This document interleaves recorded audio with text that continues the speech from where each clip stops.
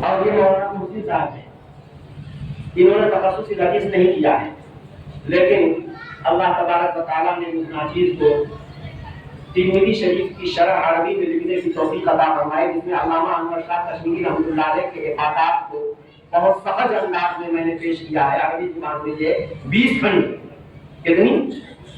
20 جلدوں میں یہ کتاب ہے، 12,000 صفحات ہیں، اور اس کتاب کو کی تصنیف میں میرا تعاون کیا ہے مولانا محسن صاحب نے۔ اور یہ جب مشکات میں پڑھتے تھے، ہمارے ساتھ انہوں نے مشکات بھی پڑھی ہے، تو ان کے مطالعے کا ایک ذوق تھا۔ عام بچوں کے مقابلے میں یہ جو مجھ سے سوالات کیا کرتے تھے، تو ان سوالات سے میں اتنا خوش ہوتا تھا کہ میری نظر ان پر پڑی، میں نے کہا بھائی یہ تو میرے کام کا لڑکا ہے۔ چنانچہ اس کے بعد ہی سے میں نے ان کو اپنے پاس رکھ لیا، اور یہ کئی سال میرے پاس رہے ہیں، اور پھر ایک سال انہوں نے جا کر کے تمل ناڈو میں پڑھایا ہے۔ وہاں کے لوگ ان کو چھوڑ نہیں رہے تھے، لیکن علاقے کا حق ہوتا ہے، یہ آپ کے علاقے کے ہیں، اور اردو زبان بھی ان کی اچھی ہے ماشاءاللہ۔ ایسا نہیں ہے کہ اگر آپ کہیں کہ کسی کو اردو میں بولے تو یہ ایک دم بنگلہ نہیں بولے، فصیح اردو میں انشاءاللہ آپ کو سبق دیں گے، ہے نا۔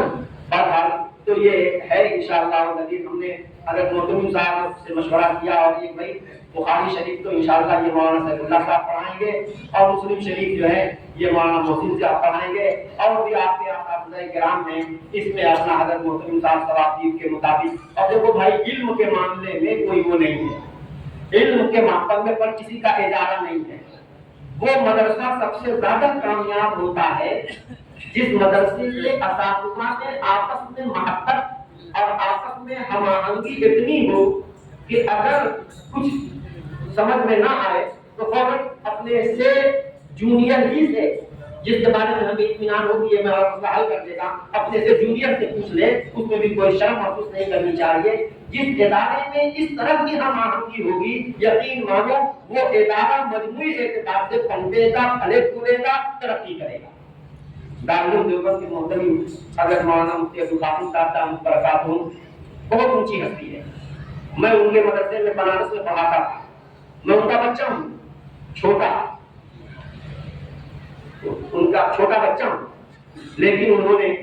بہت دفعہ ایسا ہوا ہے کہ وہ سامنے بخاری شریف پڑھاتے ہوتے تھے، اور میں بچوں کو جو ہے گلستان، کبھی نحوی، کبھی اور دوسری کتابیں جو بھی پڑھانا سامنے آنے سبق پڑھانے کے دوران وہ کچھ کر کے میرے پاس آتے تھے اور کہتے تھے کہ بھائی یہ مطلب مجھے سمجھ نہیں آ رہا ہے، تم نے جو ہے حدیث میں مطالعہ کر رکھا ہے، تو بتا دو۔ مجھے آتا تھا بتا دیتا تھا، نہیں آتا تھا نہیں بتاتا تھا۔ تو مطلب یہ ہے کہ بڑا آدمی چھوٹے سے سوال کرنے اور چھوٹے سے پوچھنے میں اگر شرم و حیا محسوس نہ کرے، علم اسی وقت میرے دوستوں علم جو ہے کامیاب ہو، علم جو ہے باریک علم اسی وقت آتا ہے جب کہ ہم جو ہے آپس میں ایک دوسرے سے ایسا تعلق رکھتے